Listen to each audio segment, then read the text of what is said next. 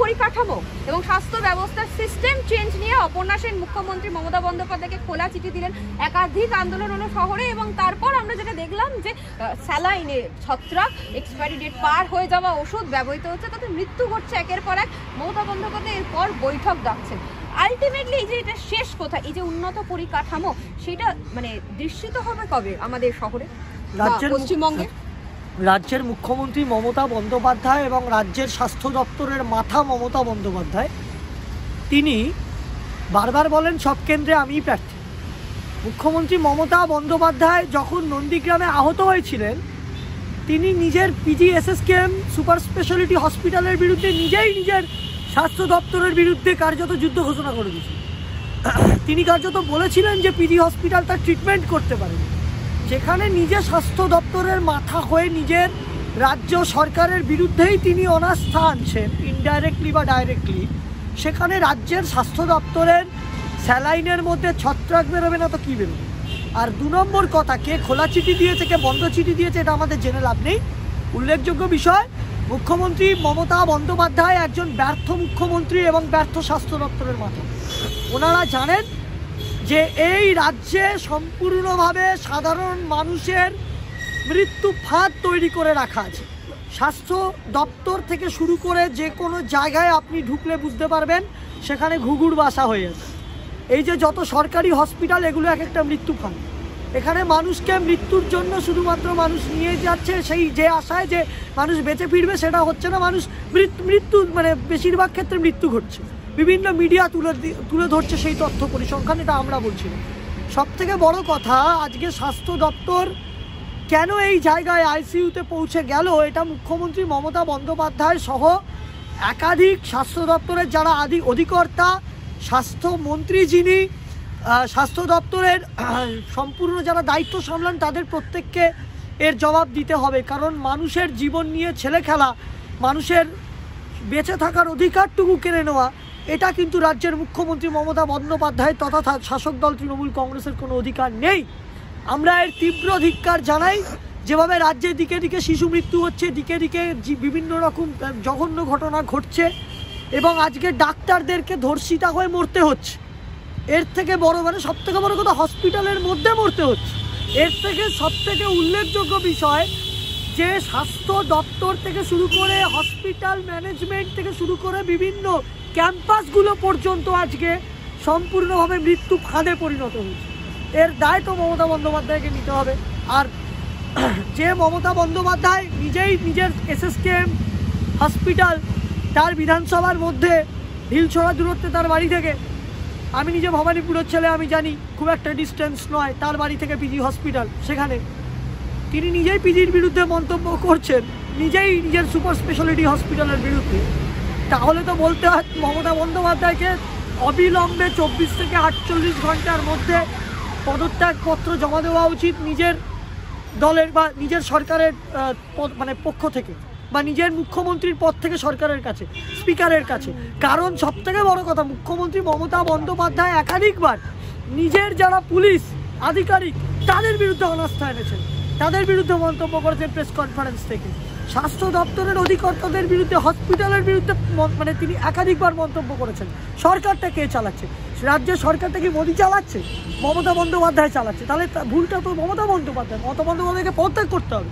তিনি কার্যত স্বীকার করে নিচ্ছেন ইনডাইরেক্টলি বিভিন্ন জায়গায় আগেও যে তিনি তার যে স্বাস্থ্য দপ্তর তারা সম্পূর্ণরূপে ব্যর্থ। এর থেকে বলার বেশি কিছু ভাষা আমার এই স্বাস্থ্য নিয়ে বা এ নিয়ে নেই। স্বাস্থ্য, শিক্ষা, যেখানে যাবেন মমতা বন্দ্যোপাধ্যায়ের একাধিক সম্পদ আছে। যেখানে সামাজিক ক্ষেত্রে কটি মানে পিলারের ওপর দাঁড়িয়ে শিক্ষা তার মধ্যে একটি, এবং রিপোর্ট বলছে যে রাজ্যে 8ম শ্রেণী অবধি স্কুল ছুটের সংখ্যা কার্যত শূন্য। তাহলে গিয়ে তো শাসক দল বা রাজ্য সরকার কোথাও গিয়ে সাকসেসফুল, কিভাবে বলছেন যে শিক্ষা দুর্নীতি? স্কুল ছুট হবে না তো কি হবে?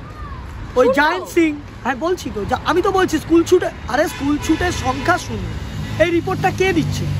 কেন্দ্রকে কারা রিপোর্ট দিচ্ছে?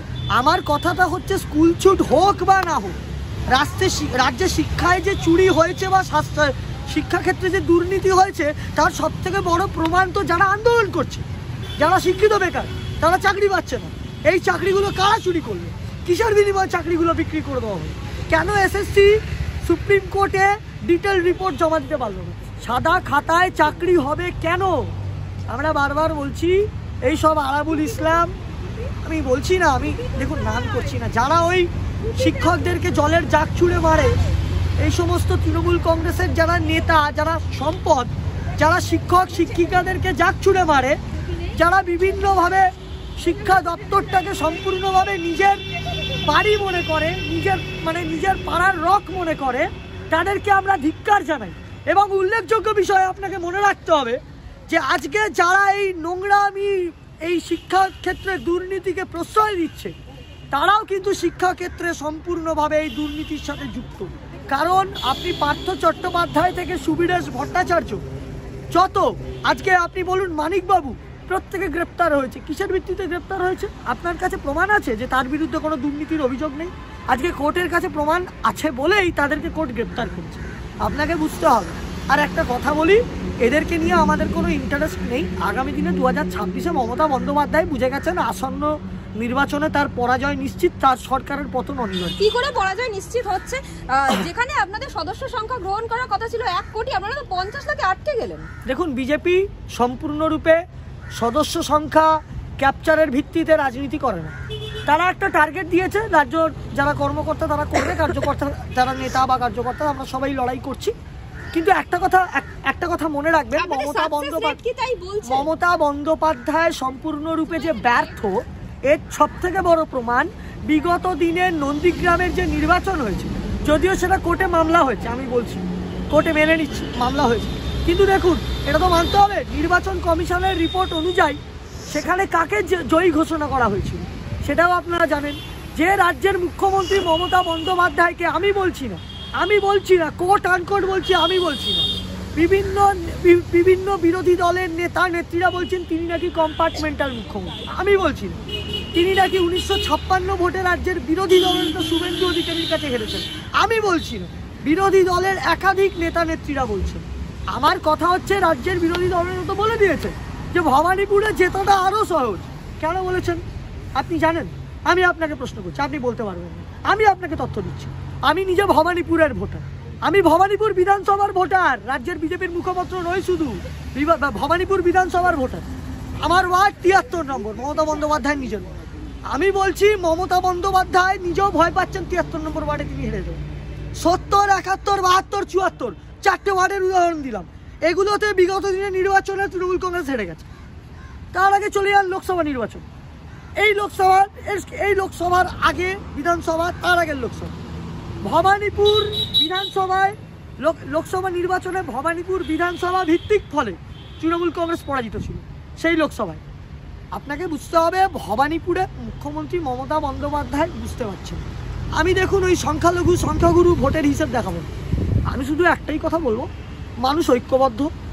মমতা বন্দ্যোপাধ্যায় বিএসএফকে জমি না দিয়ে যেভাবে আক্রমণ করছেন এবং দেশদ্রোহীদেরকে তৃণমূল কংগ্রেসের নেতারা ইনডাইরেক্টলি ওই সিদ্দিকুল্লাহ, ববি হাকিম, হুমায়ুন কবির যেভাবে মদত করছে তাদের ওই সব মন্তব্যের মাধ্যমে, আমার মনে হয় মমতা বন্দ্যোপাধ্যায় ওই শান্তনু সেন, আরাবুল ইসলাম ওদেরকে করেছেন সেটা ওনার ব্যক্তিগত ব্যাপার। তার আগে ওই ববি হাকিম, তারপরে ওই সিদ্দিকুল্লাহ চৌধুরী, ওই হুমায়ুন কবির, এগুলোকে ঘাড় ধাক্কা দিয়ে দল থেকে বার করা উচিত। ওনার উচিত ছিল এনআইএর হাতে নিজে গিয়ে তুলে দেওয়া। আমি নাম বলছি না, কোনো এক তৃণমূল সরকারের মন্ত্রী বলেছিলেন এক সাংবাদিককে যে আসুন মিনি পাকিস্তান দেখাবো। সেই মিনি পাকিস্তান বলা মন্ত্রীকে অবিলম্বে মমতা বন্দ্যোপাধ্যায়ের পুলিশের উচিত ছিল গ্রেপ্তার করা বা ঘাড় ধাক্কা দিয়ে দল থেকে তাড়ানো। ইয়ার কি হচ্ছে না? রাজ্যটা বাবার নাকি ওদের? রাজ্যটা ওদের বাবার? নাটক হচ্ছে। আপনার মোহাম্মদ ইউনুস যে আমেরিকার ডিপ স্টেটের এজেন্ট, পাকিস্তানের ISI এর দালাল, বিএনপি নেত্রী খালেদা জিয়ার দালাল, সেই মোহাম্মদ ইউনুসকে কার্যতই সিদ্দিকুল্লাহ চৌধুরী মমতা বন্দ্যোপাধ্যায়ের ক্যাবিনেটের মন্ত্রী ইনডাইরেক্টলি সমর্থন করছে। এই ভারতবর্ষে বসে নাটক হচ্ছে। পিনাক হাকিম কি বলেছে? আপনাদের সরকার ব্যবস্থা নিচ্ছেন না কেন? আপনারা ভুল করছেন। কেন্দ্রীয় সরকার বারবার বলছে, অমিত শাহ কিন্তু নির্দেশ দিয়েছেন কেন্দ্রীয় বাহিনীকে, বিএসএফকে, যে কোনো রাজ্যের বাধা মানা হবে না। আপনাকে বুঝতে হবে মমতা বন্দ্যোপাধ্যায় কত বড় দ্বিচারিতার রাজনীতি করছেন। এদিকে বলছেন মোদি খারাপ, বিএসএফ জঙ্গি ঢোকাচ্ছে, আর তিনি জমি দিচ্ছেন না, জমি বিএসএফকে কাটাতার লাগাতে দিচ্ছেন না মমতা বন্দ্যোপাধ্যায়, যাতে বাংলাদেশ থেকে জঙ্গি প্রবেশ করে। এই সরকার কি সেটাই চাইছে? আমি বলছি না, মানুষ বলছে। আমার একটাই প্রশ্ন, সিদ্দিকুল্লাহ চৌধুরী, ববি হাকিম, হুমায়ুন কবির যারা দেশদ্রোহী মন্তব্য করছেন, এরা কবে গ্রেপ্তার হবে মমতা বন্দ্যোপাধ্যায়ের পুলিশের হাতে? কবে হবে? মমতা বন্দ্যোপাধ্যায়কে একটাই কথা আমি জিজ্ঞেস করতে চাই যে আপনার যদি গাটস থাকে তাহলে অবিলম্বে, আপনি তো বলেছিলেন এক সময়, আপনি বিধানসভায় আপনি বিভিন্ন সময় কাগজ উড়িয়েছিলেন যে আমরা অবৈধ অনুপ্রবেশ মানব না, অবৈধ বাংলাদেশ থেকে অনুপ্রবেশ মানব না। তাহলে আজকে আপনি কেন অনুপ্রবেশের বিরুদ্ধে কথা বলছেন না? আপনি বিএসএফকে আক্রমণ করার কে? ভারতীয় সেনাবাহিনীকে আক্রমণ করার আপনি কে? হু আর ইউ? আপনি একটা রাজ্যের মুখ্যমন্ত্রী বাংলার, আর বাংলাটা ভারতবর্ষের বাইরে না? ওই শুনুন, বাংলা ভাষাকে আমরাও রেসপেক্ট করি, আমরাও বাংলা ভাষাকে রেসপেক্ট করি। যখন ওই রাজেশ আর তাপস বাংলা ভাষার জন্য আন্দোলন করে গুলি খেয়ে মরল, মমতা বন্দ্যোপাধ্যায়ের পুলিশ কী করছিল মমতা বন্দ্যোপাধ্যায়ের সরকার? কখনো মমতা বন্দ্যোপাধ্যায় দায়িত্ব নিয়ে কথা বলা প্র্যাকটিস করুন। মমতা বন্দ্যোপাধ্যায়কে বুঝতে হবে আজকে এই ফিরহাদ হাকিম কী বলেছেন আপনাকে বুঝতে হবে। কদিন আগে আপনারা দেখেছেন মালদা কোথাও ওই বাংলাদেশ বর্ডারে ওই বাংলাদেশি যারা দালাল, যারা ওই মৌলবাদী, বলছে যে জয় হিন্দ স্লোগান উস্কানিমূলক। জয় হিন্দ নয়, উনি ভারত মাতা কি জয়, শুধু আমি তো বলছি জয় হিন্দ, ভারত মাতা কি জয়, আমি স্পেসিফিক বলছি। ওখানে ভারত মাতা কি জয়, জয় হিন্দ স্লোগান উঠেছিল। আপনি বলুন, সেখানে বাংলাদেশের সেনাবাহিনী এবং মৌলবাদীরা অশান্তি ছড়ানোর চেষ্টা করেছে। সেখানে ভারতীয় জওয়ানরা, বিএসএফ এবং সেখানকার ভারতীয় যে গ্রাম বর্ডারে, সেই গ্রামের বাসিন্দারা ভারতীয়রা রুখে দাঁড়িয়েছে, তারা স্লোগান দিয়েছে। স্লোগান কি? জয় হিন্দ, ভারত মাতার জয়। আরে ফিরহাদ হাকিম শেখাবে আমাদের ভারত মাতার জয় বলাটা আমাদের খারাপ? ভারতবর্ষে দাঁড়িয়ে ভারত মাতার জয় বলতে পারবো না? ফিরহাদ হাকিম শেখাবে আমাদের? আমরা কি ভারতবর্ষের বাইরে নাকি বাংলাটা? মুখ্যমন্ত্রী মমতা বন্দ্যোপাধ্যায়কে চ্যালেঞ্জ করছি বিজেপি মুখপাত্র হিসেবে, রাজ্যের ক্ষমতা থাকলে আমাকে গ্রেপ্তার করুন। আমি ডিরেক্ট বলছি, ফিরহাদ হাকিমের এসব বদমাইশি এনআইএ ছুটিয়ে দেবে। কলার ধরে আগামী দিনে তৈরি থাকুন যারা দেশদ্রোহী মন্তব্য করছেন। ভারত মাতার জয় কারা বলেছে? গ্রামবাসীরা। যে বাংলাদেশি মৌলবাদী দালাল, ওই রোহিঙ্গা যারা এই বাংলায় আশ্রয় নিচ্ছে গুলশান কলোনিগুলোতে, তাদেরকে রুখে দাঁড়িয়েছিল গ্রামবাসীরা, ভারতীয় জওয়ানরা। তাদের বিরুদ্ধে ভারতবর্ষের যারা গ্রামের বাসিন্দা, তারা স্লোগান দিয়েছে যে ভারত মাতার জয়, জয় হিন্দ। ফিরহাদ হাকিম বলছেন উস্কানিমূলক মন্তব্য। আর উল্টো দিকে যে মৌলবাদী স্লোগান চলছিল, সেটা তো ফিরহাদ হাকিম কিছু বললেন না। একটু বলুন।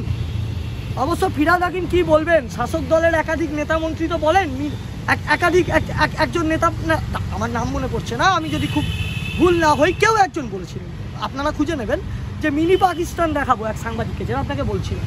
তো তাদের তো পাকিস্তান বাংলাদেশের প্রতি মন কাঁদে, তা তো ভারতের প্রতি মন কাঁদে না। পরিষ্কার ভাষায় বলে দিচ্ছি, শুনে রাখুন, তৃণমূল কংগ্রেসের যত নেতা নেত্রীরা আছেন, তৃণমূল, সিপিএম, কংগ্রেস, ইন্ডি জোটের যত সঙ্গী আছে, বলে দিই, এটা মনে রাখবেন, বাংলাটা ভারতবর্ষের বাইরে নয়, বাংলাটা ভারতবর্ষের মধ্যে। ভাষাকে যারা রেসপেক্ট করে, আমরাও করি, আপনারা করেন। যারা নেতাজি সুভাষচন্দ্র বসুকে সম্মান দিতে পারে না, মমতা ব্যানার্জি দিয়েছে। নেতাজি সুভাষচন্দ্র বোসকে নরেন্দ্র মোদী সম্মান দিয়েছে, ওই অত বড় স্ট্যাচু করে। তাকে ভারতবর্ষের সবথেকে উল্লেখযোগ্য ব্যক্তিত্ব হিসেবে দিয়েছে। আজকে তিনি গোটা ভারতবর্ষের জন্য লড়েছিলেন, নেতাজি, বাংলার জন্য নয়। স্বামী বিবেকানন্দ সনাতন ধর্মকে ভারতবর্ষের কেন গোটা বিশ্বে প্রচার করেছেন। সেই স্বামী বিবেকানন্দকে তৃণমূলের নেতারা, মানুষ বলছে তারা অপমান করতে ছাড়ে না। অন্যান্য সময় রবীন্দ্রনাথকে অপমান করতে ছাড়ে না। বলুন না, যে সমস্ত বাংলাদেশি মৌলবাদীরা রবীন্দ্রনাথের স্ট্যাচু ভেঙেছিল সেই সময় বাংলাদেশে, কেন মুখ্যমন্ত্রী প্রতিবাদ করেননি? কেন ওনারা প্রতিবাদ করেননি? আমার কথা হচ্ছে, ভারতবর্ষের বিরুদ্ধে, ভারতবর্ষের বাইরে বাংলা নয়, ভারতবর্ষের ভেতরে বাংলা একটা রাজ্য, বাংলা একটা ওয়েস্ট বেঙ্গল একটা রাজ্য।